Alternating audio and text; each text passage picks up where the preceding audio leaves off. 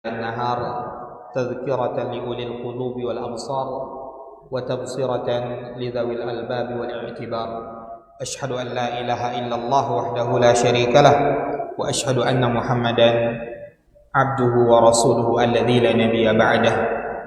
اللهم صل وسلم وبارك وأنعم على نبينا وحبيبنا محمد وعلى آله وأصحابه أجمعين.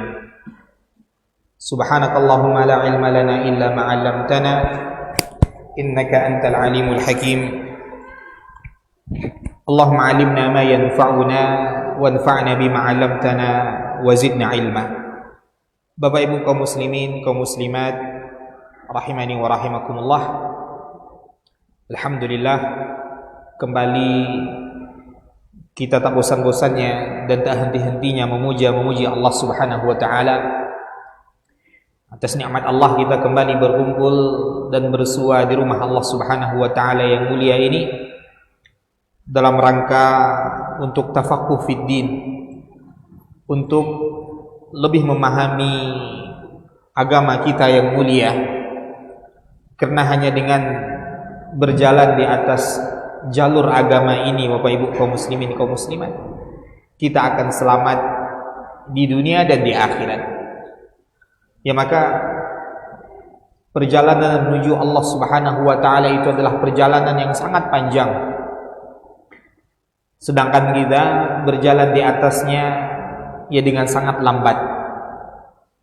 Maka yang menjadi tujuan bukanlah bagaimana kita bisa mempelajari semua ilmu, akan tapi yang menjadi tujuan kita bagaimana kita bisa wafat di atas jalan ilmu ini, Bapak Ibu.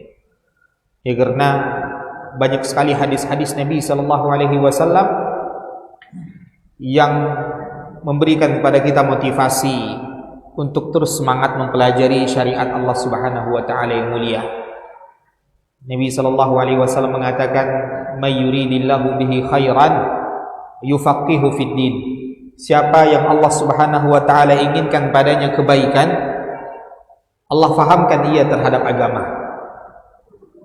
Ya, siapa yang Allah Subhanahu wa taala inginkan padanya kebaikan, Allah fahamkan ia terhadap agama.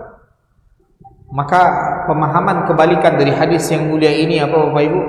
Kalau Allah tidak inginkan kebaikan pada seorang hamba, maka Allah akan jauhkan dia dari agama.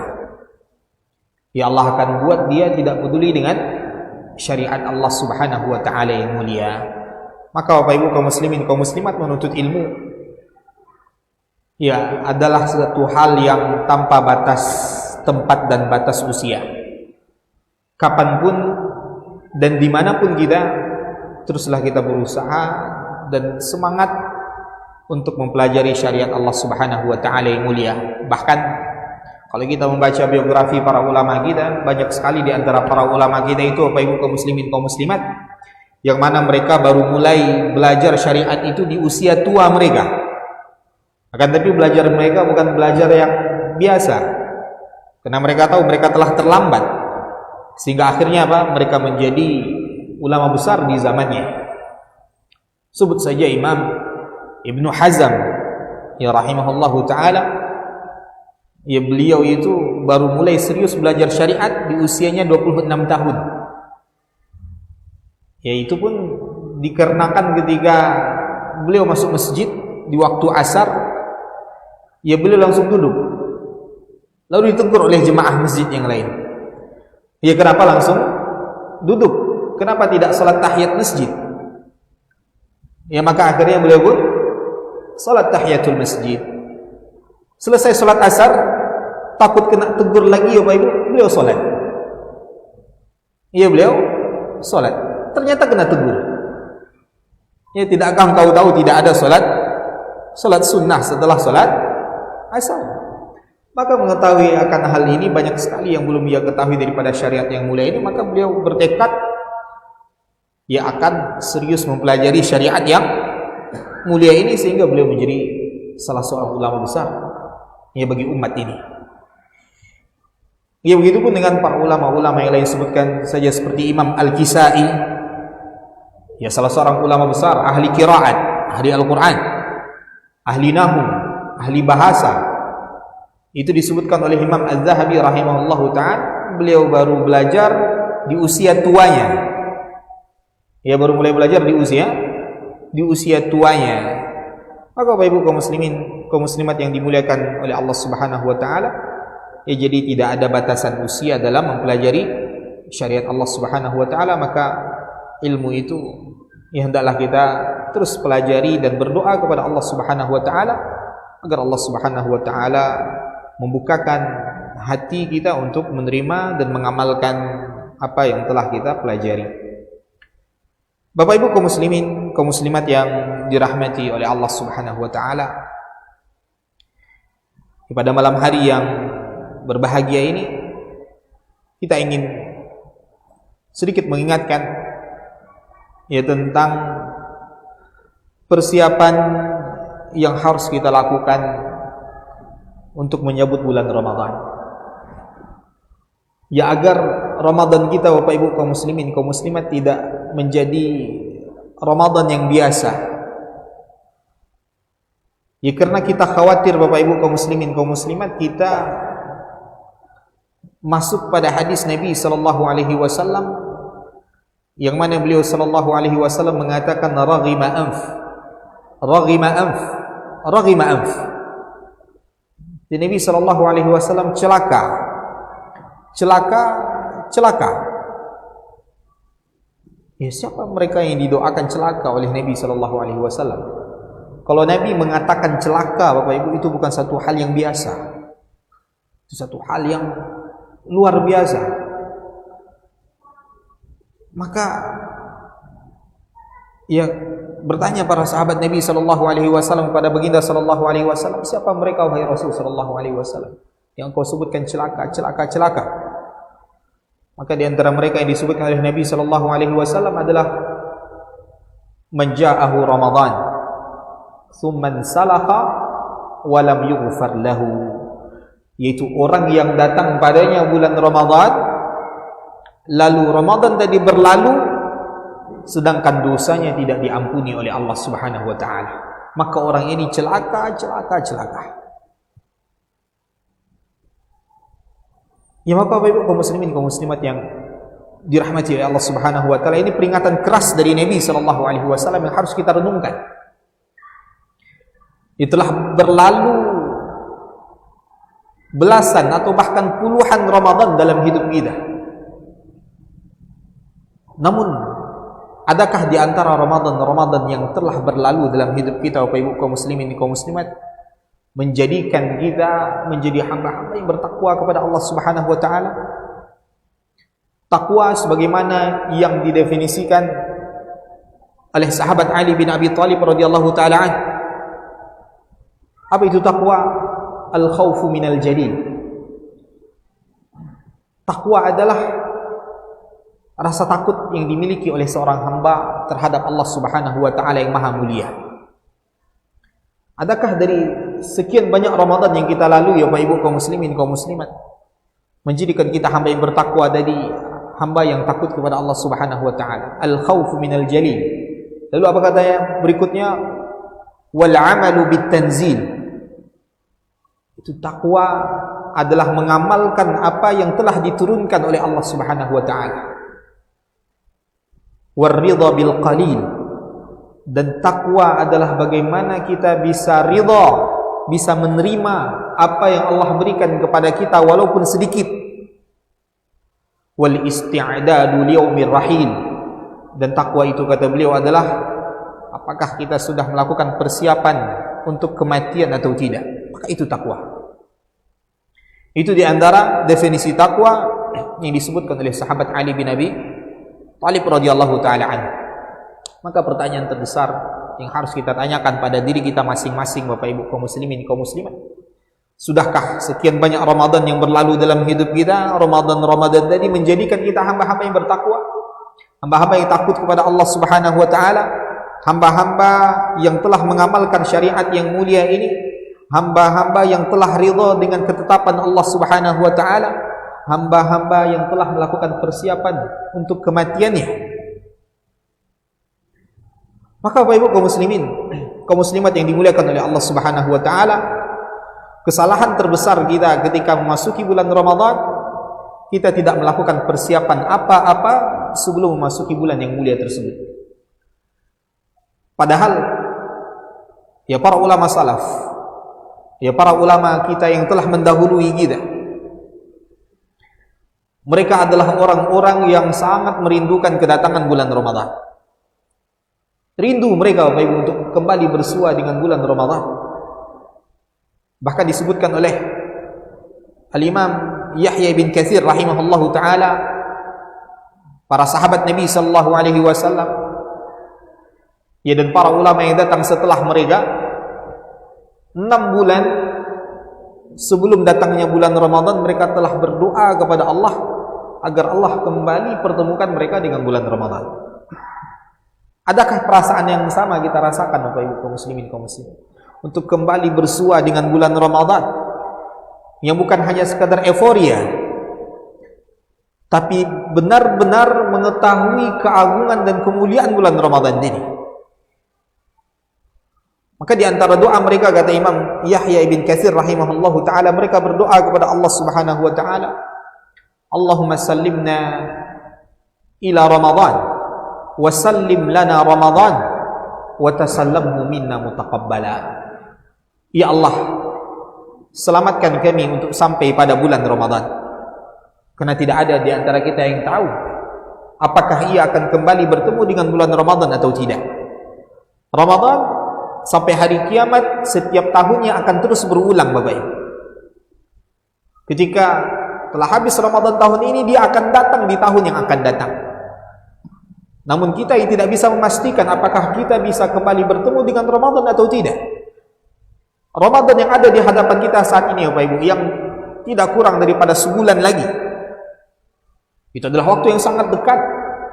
Namun siapa di antara kita yang bisa memastikan Allah akan perkenankan ia untuk kembali dengan bulan Ramadan? Maka perasaan ini yang dirasakan oleh para orang-orang yang mulia, orang-orang yang saleh. Mereka takut untuk tidak kembali bertemu dengan bulan Ramadan, karena mereka tahu bulan Ramadan adalah bulan yang mana mereka dapat memanen banyak ketaatan dan pahala kepada Allah subhanahu wa ta'ala. Bulan Ramadan adalah bulan panen ketaatan Bapak Ibu. Namun ternyata apa yang kita lakukan ketika bulan Ramadan? Kita hanya habiskan waktu kita hanya dengan tidur-tiduran di siang hari. Di malam hari kita habiskan bergadang, bercerita, menceritakan hal-hal yang tidak bermanfaat. Bahkan menonton ya hal-hal yang tidak bermanfaat, bahkan bermaksiat kepada Allah subhanahu wa ta'ala di bulan Ramadan. Oleh sebab itu banyak orang yang berpuasa di bulan Ramadan, kata Nabi sallallahu alaihi wasallam, hazzuhu min siyamihi al-ju' wal 'atas. Tapi bagiannya dari puasanya hanyalah sekedar menahan lapar dan dahaga. Hanya itu yang mereka dapatkan. Karena mereka pahami Ramadan hanya sekedar untuk menahan lapar dan dahaga. Tidak. Ramadan itu adalah bulan panen ibadah Bapak Ibu kaum muslimin kaum muslimat. Sebagaimana disebutkan oleh Al-Imam Abu Bakar Al-Balkhi rahimahullahu ta'ala. Beliau mengatakan syahrul Rajab syahrun li zar'i. Bulan Rajab adalah bulan bagi kita untuk menanam. Maka tanam Bapak Ibu mulai saat ini, tanam ibadah yang mungkin sudah lama kita tinggalkan. Tahajud yang mungkin sudah lama kita tidak bangun darinya Bapak Ibu kaum muslimin kaum muslimat, mulai saat ini bangun. Berusaha mujahadatun nafs. Ya, usahakan diri kita ya untuk bangun di sepertiga malam terakhir tersebut. Agar apa? Agar nanti datang bulan Ramadan tidak berat bagi kita untuk melaksanakan salat-salat malam. Al-Quran mushaf yang mungkin sudah lama tidak kita buka Bapak Ibu kaum muslimin kaum muslimat. Kita yang menginginkan khatam Al-Quran di bulan Ramadan, maka mulai saat ini kembali buka mushaf Al-Quran. Baca kembali ayat-ayat Allah subhanahu wa ta'ala. Biasakan lisan kita kembali untuk membaca kalamullah, agar kelak ketika Allah perkenankan kita untuk bersua dengan bulan Ramadan, lisan kita pun mudah untuk membacakan ayat-ayat Allah subhanahu wa ta'ala. Biasakan mulai saat ini kembali bersedekah, walaupun itu sedikit Bapak Ibu. Jangan pernah kita bersedekah tunggu banyak dulu baru kita bersedekah, tidak. Rasulullah sallallahu alaihi wasallam sebagaimana yang diceritakan oleh Imam Ibnul Qayyim rahimahullahu taala dalam kitab beliau Zadul Ma'ad, yang menceritakan tentang kedermawanan Rasul sallallahu alaihi wasallam yang luar biasa. Yang mana Rasulullah sallallahu alaihi wasallam tidaklah datang seseorang meminta kepada Nabi sallallahu alaihi wasallam, kalau Nabi punya pasti Nabi beri, sedikit maupun banyak. Ya, dan Nabi sallallahu alaihi wasallam wa kana sallallahu alaihi wasallam la yastaksiru ma a'tahu lillahi ta'ala wa la yastaqillu. Kata beliau rahimahullahu taala, Nabi sallallahu alaihi wasallam itu Bapak Ibu tidak pernah memilah-milih sedekah. Ini banyak, ini sedikit. Tak pernah Nabi katakan seperti itu. Berapapun Nabi berikan. Nabi tidak pernah mengeluarkan sedekah, ini banyak. Oh, ini sedikit. Tak pernah Nabi seperti itu bersedekahnya Bapak Ibu. Berapapun yang Nabi punya, Nabi keluarkan. Bahkan Nabi sallallahu alaihi wasallam mengeluarkan sedekah seperti orang yang tidak takut miskin. Mengeluarkan sedekah yang sangat banyak ketika Nabi memiliki harta yang sangat banyak. Ya, maka bulan Ramadan adalah bulan kedermawanan. Maka kedermawanan itu tidak akan bisa kita lakukan di bulan Ramadan kalau kita bukan orang yang dermawan sebelum Ramadan, Bapak Ibu kaum muslimin kaum muslimat. Maka Bapak Ibu kaum muslimin kaum muslimat yang dimuliakan oleh Allah Subhanahu wa taala, maka persiapan kita pertama, ya sebelum datangnya bulan Ramadan, perbanyaklah doa kepada Allah Subhanahu wa taala. Berdoa kepada Allah Subhanahu wa taala dengan doa yang tulus. Ya, meminta kepada Allah Subhanahu wa taala dengan kesungguhan bahwasanya kita betul-betul merindukan bulan Ramadan. Kita betul-betul ingin kembali bersua dengan bulan Ramadan. Kita betul-betul ingin ketika Ramadan datang kepada kita, kita akan manfaatkan setiap detiknya, setiap saat yang ada di bulan Ramadan tersebut untuk memaksimalkan ibadah kepada Allah Subhanahu wa taala. Karena ia adalah bulan musim panen bagi orang-orang yang beriman. Ketika bulan Rajab adalah bulan untuk menanam, maka bulan Sya'ban kata Imam Abu Bakar Al-Balkhi adalah bulan untuk menyiram apa yang telah kita tanam di bulan Sya'ban. Bulan untuk menyiram apa yang telah kita tanam di bulan Rajab.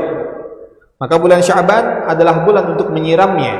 Dan ketika memasuki bulan Ramadan, Ramadan dikata beliau rahimahullahu ta'ala syahrun lil hisad, adalah bulan bagi kita untuk memanen apa yang telah kita tanam.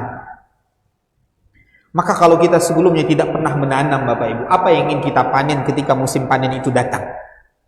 Kita hanya akan melihat orang-orang yang telah menanam memanen sebanyak-banyaknya apa yang telah mereka tanam. Namun mereka-mereka yang tidak pernah menanam, apa yang mereka ingin panen? Mereka hanya bisa melihat, mereka hanya bisa menyaksikan. Maka Bapak Ibu kaum muslimin kaum muslimat, kalaulah dalam urusan dunia, panen dunia, kita tidak ingin kekurangan, kita tidak ingin ketinggalan. Bahkan kalau hasil panen kita bulan ini merosot daripada hasil panen kita bulan yang lalu, tidak jarang di antara manusia sakit kepalanya Bapak Ibu, memikirkan akan hal tersebut. Kenapa hasil panennya berbeda dengan hasil panen bulan yang lalu? Padahal perbedaannya mungkin itu hanya 300.000 rupiah, 500.000 rupiah, dan itu sudah membuat kepalanya sakit. Itu dalam masalah panen dunia. Tapi kenapa hal yang seperti ini tidak pernah terpikirkan oleh kita, tidak pernah kita renungkan ketika musim panen ketaatan itu datang, yaitu bulan Ramadan. Tidak pernah kita muhasabah diri kita, apakah Ramadan yang sedang kita laksanakan, Ramadan yang sedang kita lalui, telah menjadi Ramadan yang jauh lebih baik dari sebelumnya, atau menjadi Ramadan yang bahkan lebih buruk dari sebelumnya. Dan tidak ada yang khawatir, dan banyak yang tidak khawatir ketika Ramadan yang ia lalui biasa-biasa saja, seperti hari-hari yang ia lalui di hari-hari yang lain. Bahkan seperti tadi, banyak orang yang ketika di bulan Ramadan keadaannya bahkan jauh lebih parah dibandingkan sebelum Ramadan. Sebelumnya pagi tidak pernah tidur, Ramadan tidur sampai menjelang zuhur. Sebelum Ramadan tidak pernah begadang, ketika Ramadan begadang bercerita, menceritakan hal-hal yang tidak bermanfaat, berkumpul-kumpul untuk melakukan hal-hal yang tidak ada manfaatnya. Bukan Ramadan seperti itu yang diinginkan oleh Allah Subhanahu wa taala dan Rasulnya. Ya maka Bapak Ibu kaum muslimin, kaum muslimat, pertama dari kita katakan berdoa kepada Allah Subhanahu wa taala agar Allah kembali pertemukan kita dengan bulan Ramadan, bulan yang mulia. Bulan yang kata Nabi sallallahu alaihi wasallam dalam hadis yang diriwayatkan oleh Al-Imam At-Tirmidzi dan juga Imam Ibnu Majah rahimahullahu taala dari sahabat Abu Hurairah radhiyallahu taala an, bahwasanya Nabi sallallahu alaihi wasallam bersabda, "Idza kana fi awwali lailatin min Ramadan," apabila telah memasuki malam pertama bulan Ramadan, kata Nabi, apa yang terjadi? Suffidati syayatin wa ramadatul jin. Ya, pada malam tersebut Allah Subhanahu wa taala membelenggu syaitan-syaitan. Ya, syaitan ya dan jin-jin yang senantiasa mengganggu manusia di bulan Ramadan dibelenggu oleh Allah Subhanahu wa taala. Yang mana seharusnya mereka tidak bebas untuk menggoda anak cucu Adam ketika melakukan ibadah kepada Allah Subhanahu wa taala selama bulan Ramadan. Maka Allah belenggu mereka. Lalu apa kata Nabi sallallahu alaihi wasallam? Wa ghulliqat abwabun nar wa lam yuftah minha babun. Ya, dan mulai dari malam pertama di bulan Ramadan ini Allah Subhanahu wa taala tutup semua pintu neraka dan tidak ada satu pintu pun yang terbuka, kata Nabi sallallahu alaihi wasallam. Ya, lalu apa kata Nabi sallallahu alaihi wasallam? Wa tuftahu abwabul jannah, dan pada malam tersebut Allah buka seluruh pintu-pintu surga. Walam yughlaq minha babun, dan tidak ada satupun pintu surga yang ditutup oleh Allah Subhanahu wa taala. Artinya apa? Artinya seharusnya pintu keburukan di bulan Ramadan itu sudah ditutup rapat-rapat, karena Allah telah menutup pintu nerakanya serapat mungkin. Dan pintu kebaikan seharusnya terbuka lebar ketika bulan Ramadan, karena Allah telah membuka seluruh pintu surganya selebar-lebarnya dan tidak ada satupun pintu yang ditutup oleh Allah Subhanahu wa taala. Dan terakhir apa kata Nabi sallallahu alaihi wasallam? Wa nada munadin, dan pada malam itu sampai malam terakhir daripada bulan Ramadan, malaikat Allah Subhanahu wa taala menyeru, memanggil hamba-hamba Allah Subhanahu wa taala. Apa kata malaikat-malaikat Allah Subhanahu wa taala? Ya baghiyal khairi aqbil wa ya baghiyasy syarri aqsir. Wahai orang yang mencari-cari kebaikan, terimalah ini bulan Ramadan, perbanyaklah kebaikan. Wa ya baghiyasy syarri aqsir. Wahai orang yang masih mencari-cari dosa dan maksiat, aqsir, hentikan maksiat kalian. Kalian sedang berada di bulan Ramadan. Itu seruan malaikat pada setiap malam di bulan Ramadan. Kita memang tidak mendengarnya, Bapak Ibu kaum muslimin, kaum muslimat, tapi ini diberitakan oleh Nabi kita yang mulia sallallahu alaihi wasallam, la yantiqu 'anil hawa in huwa illa wahyun yuha. Nabi tidak pernah berbicara dengan hawa nafsunya. Yang diucapkan oleh Nabi adalah wahyu yang diwahyukan oleh Allah Subhanahu wa taala. Maka pada setiap malam malaikat menyeru, memanggil kita. Ya, hanya ada dua golongan orang-orang yang menyambut Ramadan. Pertama adalah baghiyal khair, yaitu orang yang mencari-cari kebaikan. Maka ini kesempatan besar, kesempatan emas baginya untuk mengumpulkan sebanyak-banyaknya ibadah dan ketaatan kepada Allah Subhanahu wa taala. Yang kedua adalah baghiyasy syarr, yaitu orang yang masih saja mencari-cari celah untuk bermaksiat kepada Allah Subhanahu wa taala padahal dia sedang berada di bulan Ramadan. Maka malaikat katakan aqsir, hentikan maksiat kalian. Kalian sedang berada di bulan Ramadan. Karena maksiat yang dilakukan di waktu-waktu dan di tempat-tempat yang dimuliakan oleh Allah Subhanahu wa taala, Bapak Ibu, nilainya tidak sama dengan maksiat yang dilakukan di waktu-waktu dan di tempat-tempat yang lain. Maka perhatikan keadaan kita ketika kita telah memasuki bulan Ramadan, maka jangan lagi kita melakukan maksiat kepada Allah Subhanahu wa taala. Maka sebelum datangnya bulan Ramadan yang mulia tersebut, Bapak Ibu, bulan Ramadan yang harusnya suci daripada dosa dan maksiat, maka sebelum datangnya bulan Ramadan, bertaubatlah kepada Allah dengan taubat dan nasuha. Ini persiapan kedua kita setelah berdoa kepada Allah. Maka yang kedua, bertaubat kepada Allah Subhanahu wa taala dengan sebenar-benarnya taubat.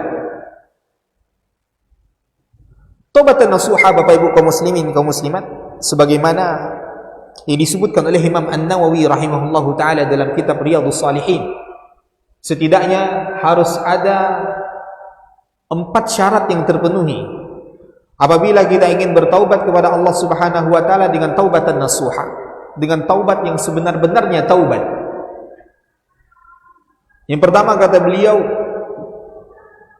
rahimahullahu taala, Imam An-Nawawi, beliau katakan dalam kitab beliau Riyadhus Shalihin, beliau katakan ayyaqla'a minal ma'siyah.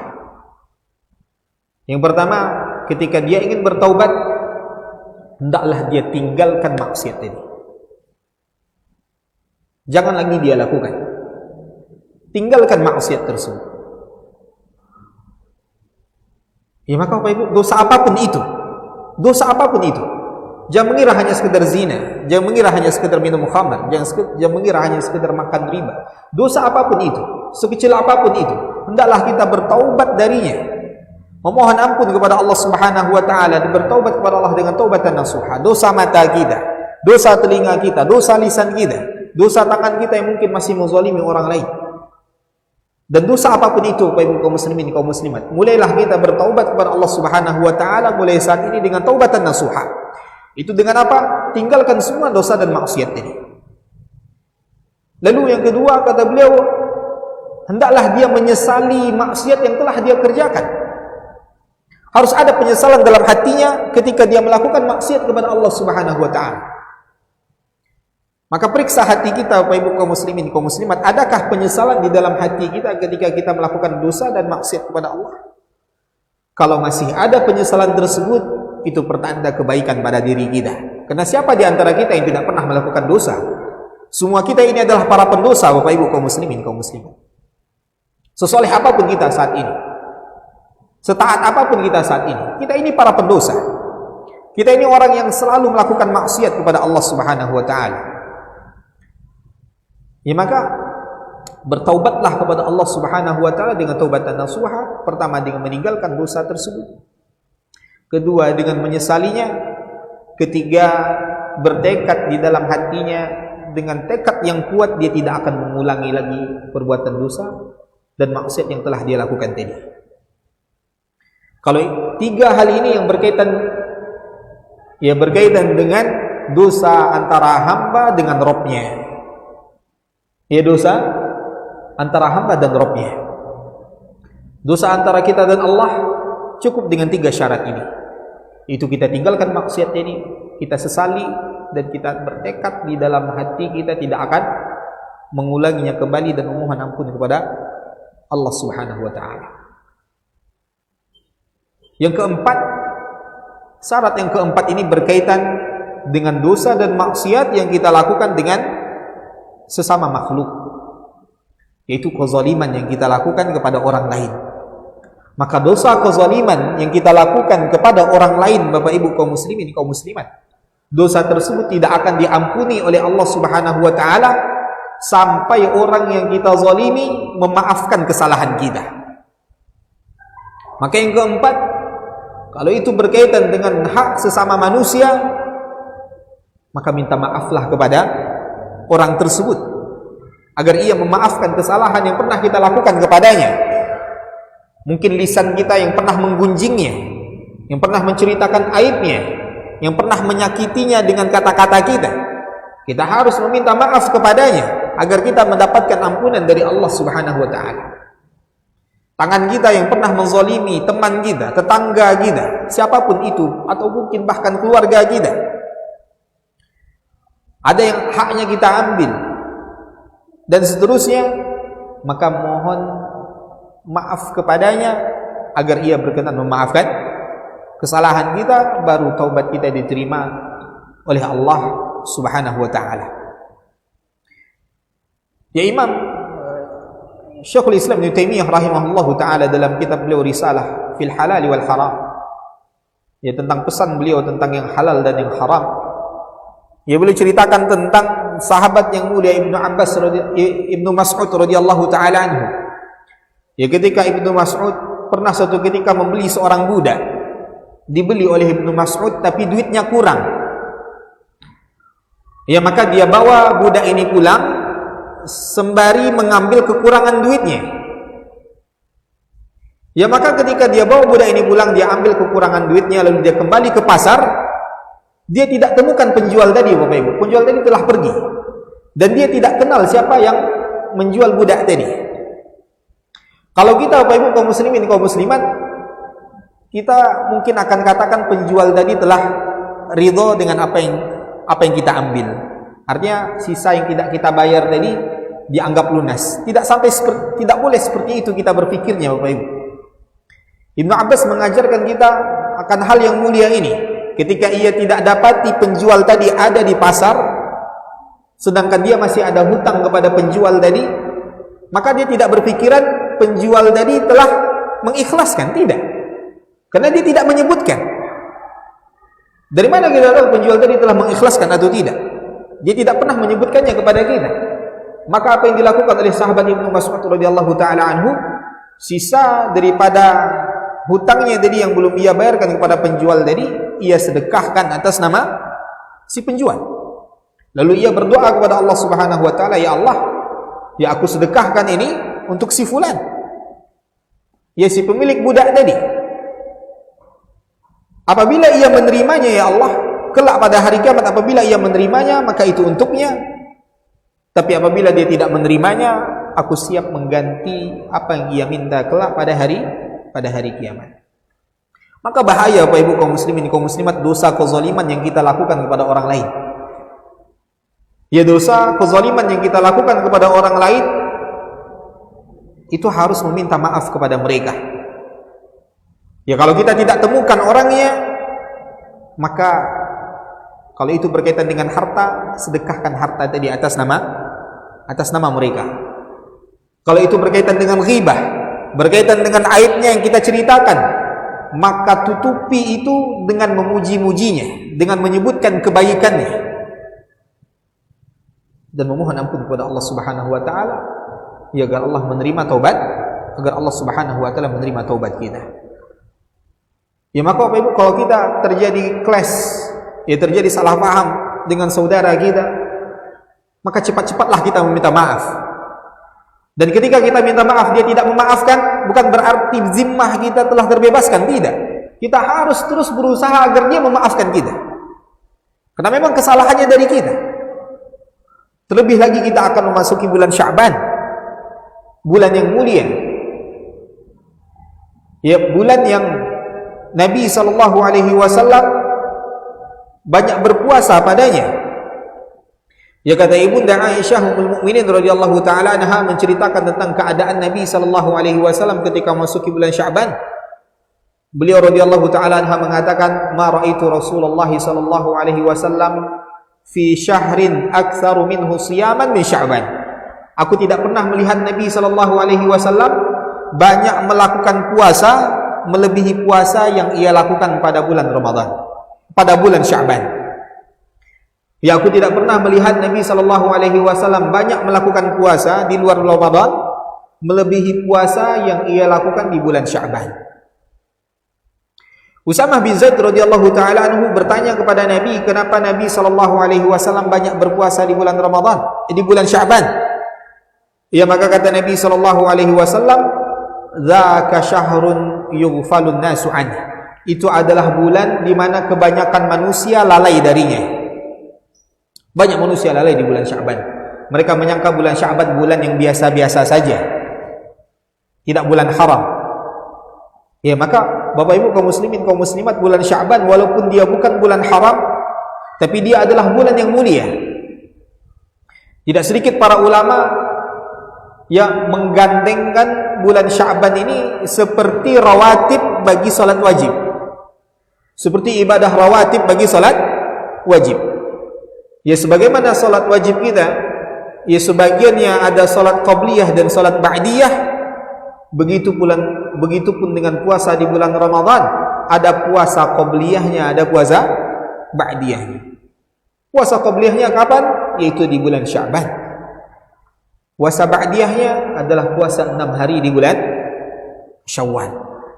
Dan tidak sedikit para ulama mengatakan bulan Sya'ban bahkan jauh lebih mulia dibandingkan dengan bulan-bulan haram. Kenapa? Karena Nabi SAW banyak berpuasa di bulan Sya'ban tadi. Karena ia adalah bulan yang banyak dilalaikan oleh manusia, kata Nabi. Bulan yang terletak antara bulan Rajab dan bulan Ramadan. Apa yang terjadi di bulan Sya'ban? Fihi turfa'ul a'malu ila rabbil alamin. Pada bulan Sya'ban ada satu waktu di mana amalan kita akan dilaporkan kepada Allah Subhanahu wa taala Rabbul Alamin. Jadi apa yang kita lakukan ini, Bapak Ibu kaum muslimin kaum muslimat, apa yang kita ucapkan, apa yang kita kerjakan, itu ada laporannya kepada Allah Subhanahu wa taala. Ada laporannya yang bersifat harian. Ya, seperti hadis Nabi sallallahu alaihi wasallam, yata'aqabuna fikum malaikatun bil-laili wa malaikatun bin-nahar. Nabi sallallahu alaihi wasallam mengatakan, ya senantiasa malaikat datang kepada kalian silih berganti, ya pada pagi, pada malam hari dan pada siang hari. Yajtami'una fikum fi salati subhi wa fi salati al-asr. Malaikat-malaikat tadi berkumpul di sekitar kalian pada salat subuh dan salat asar. Ya, lalu mereka naik mengadu kepada Allah Subhanahu wa taala. Allah pun bertanya kepada mereka, kaifa taraktum ibadi, bagaimana kalian tinggalkan hamba-hambaku? Ya, maka kata Nabi, kata para malaikat kepada Allah Subhanahu wa taala, taraknahum wa hum yusallun, atainahum wa hum yusallun, wa taraknahum wa hum yusallun. Kami datang kepada mereka di waktu subuh, mereka sedang salat.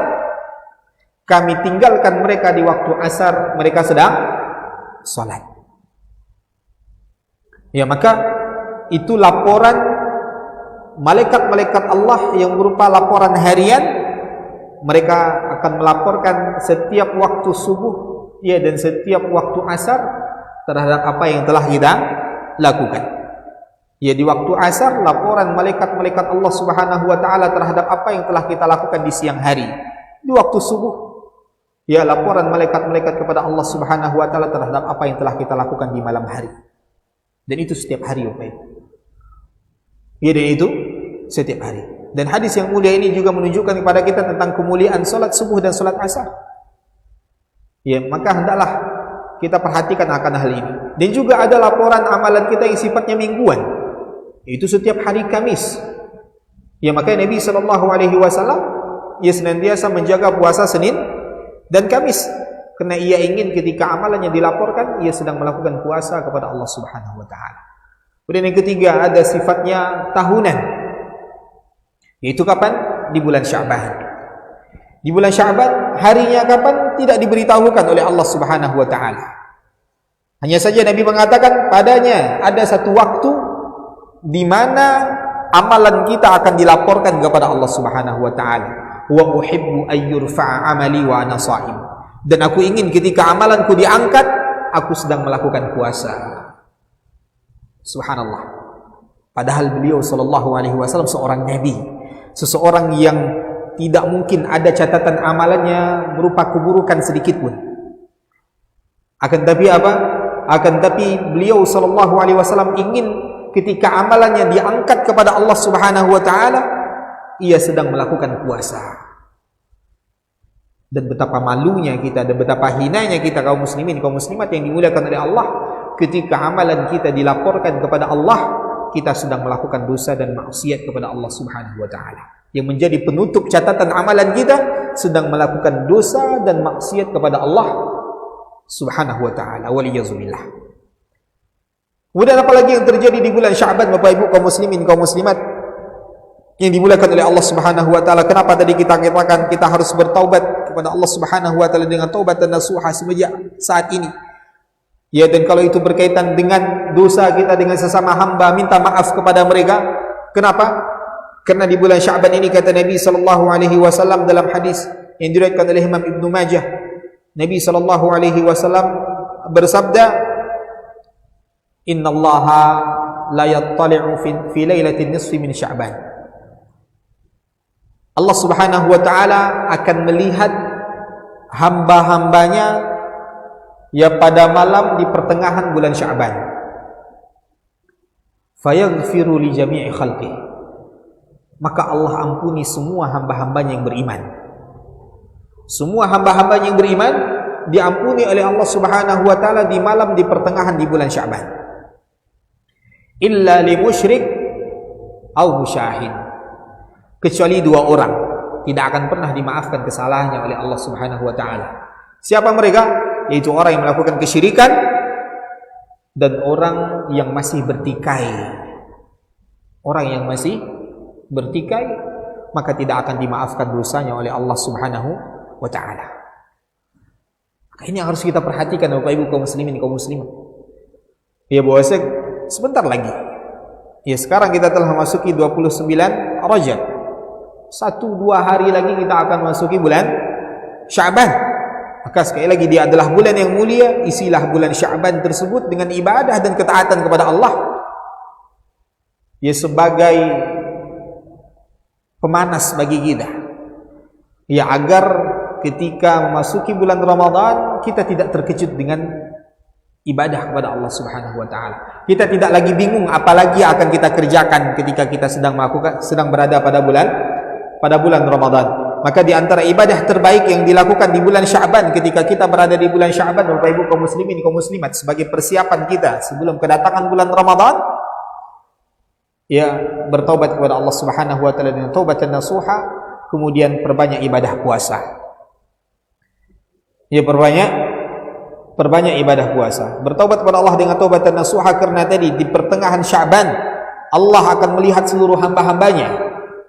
Dan Allah akan ampuni semua hamba-hambanya yang beriman kecuali mereka-mereka tadi yang masih melakukan kesyirikan kepada Allah Subhanahu wa taala. Ya dan juga mereka-mereka yang masih saja bertikai, yang masih saja bermusuhan, yang masih saja tidak bertegur sapa, yang masih saja ya tidak menyambung tali silaturahimnya. Ya orang-orang yang masih saja enteng dengan kezaliman yang ia lakukan kepada orang lain dan ia tidak minta maaf kepada orang tersebut. Maka Allah tidak akan ampuni dosa mereka. Kenapa dua orang ini tidak diampuni oleh Allah Subhanahu wa taala? Disebutkan oleh para ulama kita ketika menjelaskan hadis yang mulia ini. Pertama, kesyirikan jelas. Dia tidak akan pernah diampuni oleh Allah Subhanahu wa taala. Ya innallaha la yaghfiru ay yushraka bihi wa yaghfiru ma duna dzalika liman yasha. Allah tidak akan pernah ampuni orang-orang yang melakukan kesyirikan kepadanya dan Allah akan ampuni dosa selain kesyirikan bagi orang yang dikehendaki oleh Allah Subhanahu wa taala. Karena kesyirikan adalah kezaliman seorang hamba yang paling besar yang ia lakukan kepada Rabb-Nya dan tidak bisa dimaafkan oleh Allah kecuali dengan cara bertaubat kepada Allah Subhanahu wa taala. Yang kedua, ya musyahid, yaitu orang yang bermusuh-musuhan, orang yang bertikai, itu adalah kezaliman dengan sesama hamba. Itu adalah kezaliman dengan sesama hamba. Maka Allah tidak akan maafkan kezaliman yang terjadi antara sesama hamba ini. Karena kalau itu terjadi, banyak kerusakan yang akan terjadi di permukaan bumi. Lihat orang yang bertikai, mereka tidak akan bertegur sapa. Mereka tidak akan nyaman satu saf di dalam satu masjid. Ya mereka tidak akan nyaman ya ketika mereka bertemu di jalan dan seterusnya. Maka pertikaian antara sesama manusia yang mana itu adalah kezaliman tidak akan pernah dimaafkan oleh Allah Subhanahu wa taala sampai ia meminta maaf kepada orang yang ia bertikai dengannya. Maka perhatikan ini Bapak Ibu kaum muslimin kaum muslimat yang dimuliakan oleh Allah Subhanahu wa taala. Dan insyaallah kita lanjutkan ya sedikit nanti setelah azan Isya dikumandangkan. Sallallahu ala nabiyina Muhammad wa ala alihi wa ashabihi wasallam.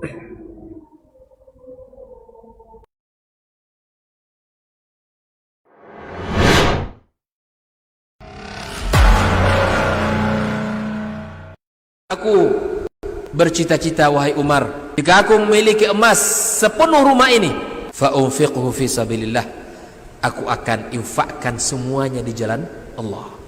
Di para sahabat itu kaum muslimin, yang terbayang bagi mereka itu adalah infak. Yang terbayang bagi mereka adalah sebuah kebahagiaan, keselamatan di akhirat yang kekal dan abadi di sisi Allah tabaraka wa taala. Ini majelis cita-citanya para sahabat.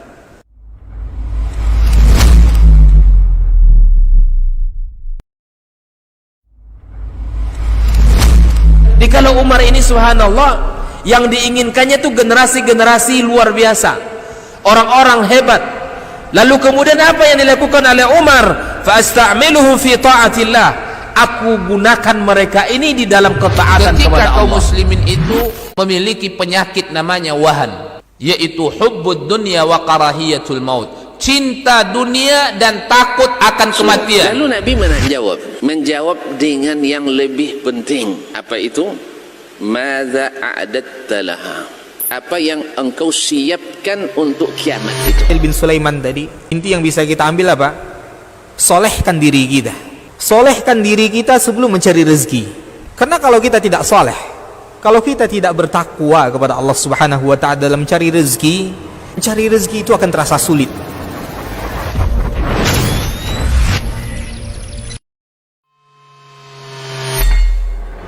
Di para sahabat itu, kaum muslimin, yang terbayang bagi mereka itu adalah infak, yang terbayang bagi mereka adalah sebuah kebahagiaan, keselamatan di akhirat yang kekal dan abadi di sisi Allah tabaraka wa ta'ala. Semua kita boleh klaim sekarang. Kamu cinta Nabi? Cinta Ustaz. Cinta Nabi? Cinta Ustaz. Termasuk saya. Cinta Nabi? Cinta. Kapan tahunya? Besok di akhirat. Maka apa kata Nabi sallallahu alaihi wasallam? Amalur rajuli biyadih. Penghasilan yang terbaik adalah pekerjaan yang dilakukan oleh seseorang dengan tangannya sendiri. Wa kullu bai'in mabrur, dan setiap jual beli yang mabrur. Ini aktivitas ini membantu saya di akhirat atau akan menyulitkan saya di akhirat? Kalau seandainya perbuatan itu ternyata akan menyulitkan kita di akhirat kelak, tinggalkan perbuatan itu.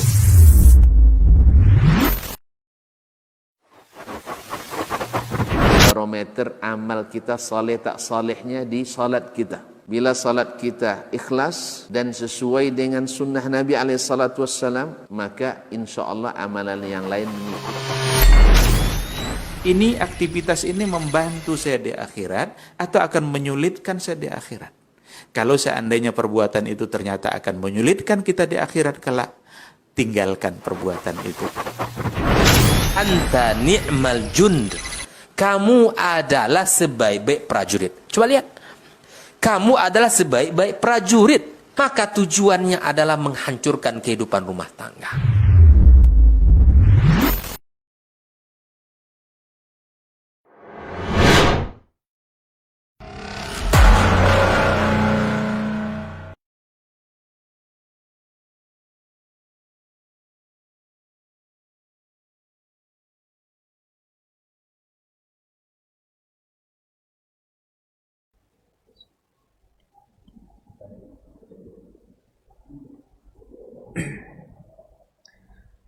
Alhamdulillah wassalatu wassalamu ala Rasulillah wa ala alihi wa ashabihi wa man walaha ma ba'd. Bapak Ibu, kita lanjutkan sedikit. Ya, maka tadi kita katakan sebelum Ramadan datang hendaklah kita berdoa kepada Allah ya, dengan doa ya yang penuh dengan kesungguhan bahwasanya kita betul-betul ingin kembali bertemu dengan bulan Ramadan. Kemudian yang kedua hendaklah kita bertobat kepada Allah dengan taubatan nasuha. Yang ketiga, mulai kembali isi hari-hari kita dengan ibadah kepada Allah Subhanahu wa ta'ala. Ya, maka bulan Sya'ban adalah bulan yang harus kita isi dengan ibadah kepada Allah Subhanahu wa ta'ala. Ya, sebelum datangnya bulan Ramadan. Maka di antara ibadah mulia yang harus kita perbanyak yaitu melakukan ibadah puasa, karena tadi Nabi sallallahu alaihi wasallam banyak melakukan puasa ketika sedang berada di bulan Sya'ban, dan beliau sebutkan sebabnya karena ada satu waktu di bulan Sya'ban tersebut amalan kita akan diangkat kepada Allah Subhanahu wa ta'ala, dan Nabi ingin ketika amalan tadi diangkat kepada Allah, ia sedang melakukan ibadah puasa. Begitu pun dengan ibadah-ibadah yang lain, kaum muslimin, kaum muslimat, hendaklah kita mulai biasakan kembali seperti yang kita katakan tadi, Al-Quran, ya, sedekah, tahajud kita, kebaikan apapun itu, ya sekecil apapun itu kebaikannya, maka hendaklah mulai kembali kita biasakan, dan jangan pernah kita meremehkan kebaikan walaupun itu kecil. Ya, bersedekah 1000, bersedekah 2000, kebaikan yang kecil itu Bapak Ibu kaum muslimin, kaum muslimat, kalau kita keluarkan ikhlas karena Allah Subhanahu wa ta'ala, maka di sisi Allah itu adalah suatu hal yang sangat besar. Ya, maka Nabi SAW katakan, la tahqiranna minal ma'rufi syai'ah. Jangan pernah kalian meremehkan kebaikan sekecil apapun itu. Ya, maka ketika di bulan Sya'ban perbanyaklah ibadah puasa kepada Allah ya Subhanahu wa taala. Ya, dan terdapat hadis larangan ya, untuk berpuasa ketika telah memasuki pertengahan Sya'ban, sebagaimana dikatakan oleh Imam At-Tirmidzi. Ya, Nabi SAW bersabda, "Idzan tasafa Sya'ban fala tasumu hatta Ramadan." Apabila telah memasuki pertengahan Sya'ban, maka jangan kalian berpuasa sampai masuk bulannya masuknya bulan Ramadan. Ya, maka bagaimana mengkompromikan hadis ini dengan perbuatan Nabi SAW yang berpuasa hampir sebulan penuh di bulan Sya'ban? Ya, maka para ulama mengatakan bagi orang yang telah terbiasa melakukan puasa sunnah, ya sebelum pertengahan Sya'ban, di awal Sya'ban dia telah puasa, ya maka kalau ia ingin melanjutkan setelah pertengahan Sya'ban sampai menjelang 2 hari sebelum Ramadan, dipersilahkan.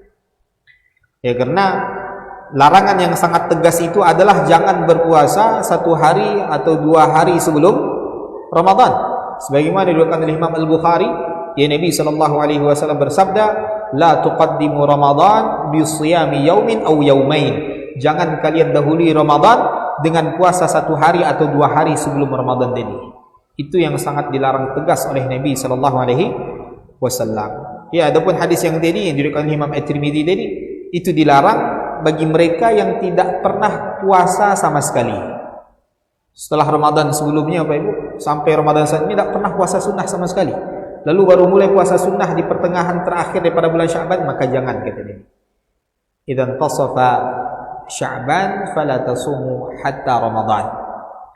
Ya, apabila sudah masuk pertengahan Sya'ban, maka jangan kalian berpuasa sampai datangnya bulan Ramadan. Ya, karena dia sudah tidak terbiasa puasa dari Ramadan sebelumnya. Ya, maka itu diantara yang disebutkan oleh para ulama tentang puasa di bulan Sya'ban. Baik Bapak Ibu kaum muslimin, kaum muslimat, dan terakhir hendaklah kita kembali ilmui diri kita tentang bulan Ramadan. Kita harus berilmu sebelum memasuki bulan Ramadan Bapak Ibu. Jangan sampai kita melakukan hal-hal yang tidak boleh dilakukan di bulan Ramadan. Ya, logikanya Bapak Ibu, makan dan minum itu adalah suatu hal yang mubah, yang boleh dilakukan sebelum datangnya bulan Ramadan. Tapi dilarang ketika kita sedang berpuasa di bulan Ramadan, padahal sebelumnya mubah. Maka perbuatan yang sebelumnya haram ketika dilakukan di bulan Ramadan, maka keharamannya jauh lebih besar, walaupun tidak sampai membatalkan puasanya, tapi itu bisa merusak nilai puasa yang sedang ia lakukan. Maka seperti yang kita katakan tadi, ketika masuk bulan Ramadan, dengarkanlah seruan malaikat tadi, ya baghiyasy syarri aqsir. Wahai orang yang masih mencari-cari cara untuk bermaksiat kepada Allah, aqsir, hentikan maksiat. Ya, kalaulah makan dan minum saja yang sebelumnya boleh dilarang ketika di siang hari di bulan Ramadan, maka tentu maksiat dan dosa yang sebelumnya juga terlarang ketika dilakukan di bulan Ramadan, maka jauh lebih terlarang, walaupun tidak sampai membatalkan puasanya, tapi itu dapat merusak nilai puasa yang sedang ia lakukan, sehingga kita khawatir dia puasa hanya sekedar menahan lapar dan dahaga. Wallahu a'lam. Bapak Ibu, kita cukupkan sampai di sini karena waktu Isya telah masuk. Ada yang ditanyakan Pak? Bu? Ya, Pak.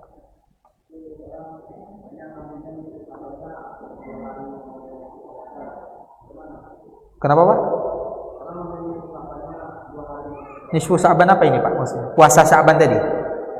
Ya, maka kalau puasa Sya'ban tadi, kalau kita orang yang sudah tidak terbiasa puasa sunnah, Nabi tadi larang udah masuk pertengahan Sya'ban jangan puasa, katanya. Berarti salah itu Pak. Apalagi kalau sudah mendekat-dekat Ramadan, ya jangan dia berpuasa, kecuali dia orang yang sudah terbiasa puasa sunnah tadi Pak. Puasa dia Senin Kamis bertepatan 2 hari menjelang Ramadan tadi, hari Kamis misalkan, puasa dia Kamis tersebut tidak masalah, karena dia sudah terbiasa melakukan puasa Senin Kamis. Tapi kalau dia orang yang tidak biasa puasa, lalu dia mau puasa sunnahnya 2 hari menjelang Ramadan dilarang oleh Nabi tadi Pak. Ya, dilarang oleh Nabi jangan puasa, jangan dahului Ramadan dengan puasa 1 hari atau 2 hari sebelumnya. Baik, kalau tidak ada Bapak Ibu kaum muslimin kaum muslimat, ya kita cukupkan sampai di sini. Ya mudah-mudahan ya Allah Subhanahu wa taala memanjangkan umur kita untuk dapat kembali bersua dengan bulan Ramadan, dan mudah-mudahan Allah berikan kepada kita taufik ketika kita bertemu dengan bulan Ramadan kita dapat memanen ibadah sebanyak-banyaknya yang akan menjadi pemberat timbangan kita kelak ketika kita dihadapkan di hadapan Allah Subhanahu wa taala. Wallahu taala alam. Subhanakallahumma wa bihamdika asyhadu an la ilaha illa anta astaghfiruka wa atubu ilaik. Wassallallahu ala nabiyyina Muhammad wa ala alihi wa ashabihi wa sallam. Assalamualaikum warahmatullahi wabarakatuh.